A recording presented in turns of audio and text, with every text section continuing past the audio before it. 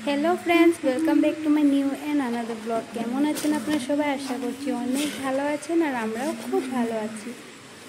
তো সকাল সকাল ঘুম থেকে উঠেই আমি রান্নাঘরে চলে এসি, আর এসে দেখি যে এখানে দুইটা বক্স রাখা আছে।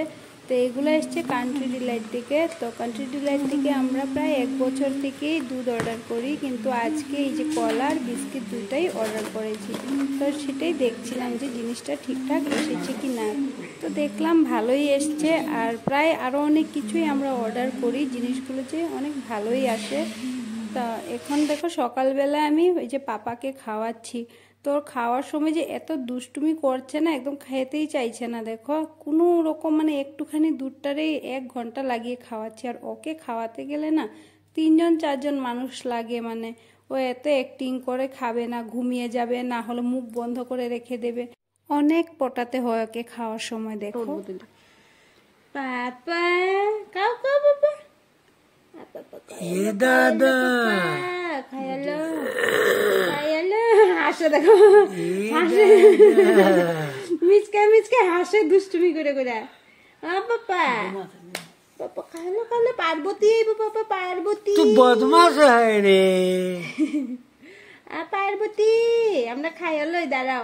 ए दादा পার্বতী दादा रे दादा रे दादा।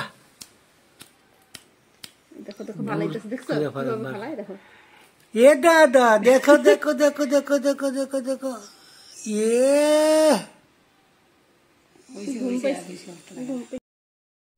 বিকেলবেলা আমি একটু রেডি হচ্ছি, আমি আমার হাজবেন্ড একটু মার্কেটে যাব বলে।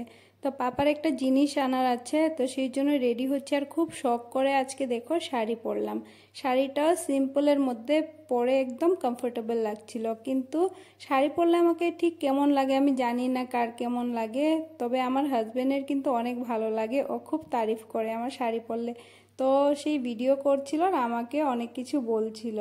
শাড়ির সঙ্গে একটু সাজগুজ না করলেও যে একদমই ভালো লাগে না, তাই এই যে রেড কালার চুড়িটাও ম্যাচিং করে পরে নিয়েছি, আর চুলটা সিম্পল করেই বেঁধে নিয়েছিলাম। রেডি হয়ে গেছি আমি, এখন বেরোবো আর তোমাদের গিয়েই দেখাচ্ছি। চলো। কোনো না কোনো না আজেরা আজেরা করতেছে।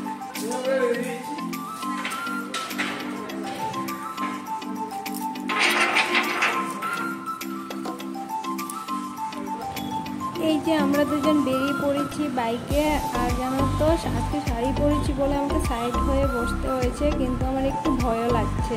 আর আজকে বিকেলবেলার ওয়েদারটাও যে খুব ভালো লাগছে, কারণ আজকে একটু মেঘলা করেছে, আর এই যে ঠান্ডা ঠান্ডা হাওয়াও দিচ্ছে। দেখো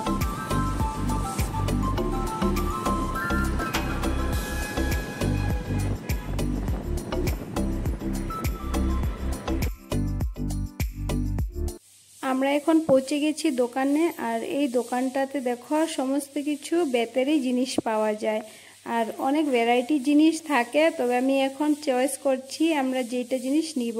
তবে তোমরা কমেন্টে জানিও যে আমরা কি নিতে পারি পাপার জন্য। আর এখানে যে বেতের চেয়ার টেবিল বা ড্রয়ার ক্যাবিনেট থেকে ধরে আরও অনেক কিছুই আছে, তবে এখন পাপা তো ছোট আছে, এগুলোর এখন প্রয়োজন হবে না।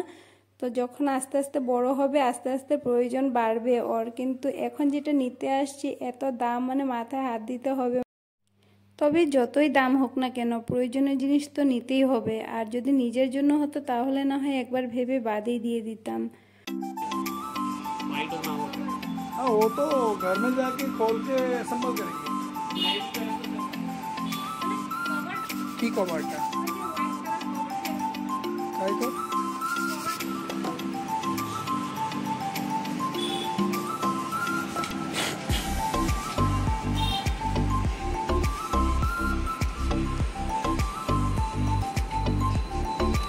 सुंदर सुंदर आइडिया।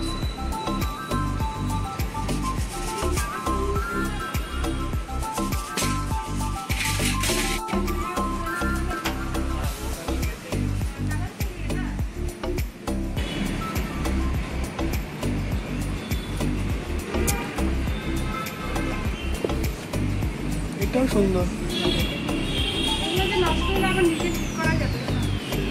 হ্যাঁ ঠিক করতে না, খারাপ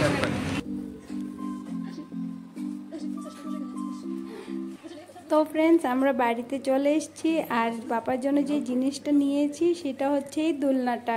তো ও তো এখন অনেকই ছোট, কিন্তু ছোট মানুষের দোলনা অন্যই থাকে, তবে আমরা এত বড় দোলনা এটা কেন এনেছি সেটা একটু প্রশ্ন হয়ে ওঠে, তাই না? তো এই দোলনাটা আনার কারণ হয়েছে, দেখো ও বেশি দিন দুলবে না, জাস্ট 1 মাস বা 2 মাসেই ঝুলবে। তো ভাবলাম যে পরে তো এই জিনিসটা বেকারই হয়ে যাবে, আর ওই উডেনের যেটা দোলনা থাকে সেটা হচ্ছে 10-12 হাজারের মধ্যেই পড়ে। তো সেই জন্য ভাবলাম যে 1-2 মাসের জন্য এত টাকার জিনিস নিয়ে কি করব, আমাদের তো আর টাকার অ্যাভেলেবেল না একদম। তো সেই জন্য ভাবলাম বড় একটাই নিই, যাতে ও শুধু 1-2 মাসেই না, আরও অনেক বছরই দুলতে পারবে এইটাতে। তো বেশ বড় আছে দোলনাটা, ও বসে কি শুয়েও যেতে পারবে এখানের মধ্যে, আর আমরাও এখানের মধ্যে দুলতে পারবো।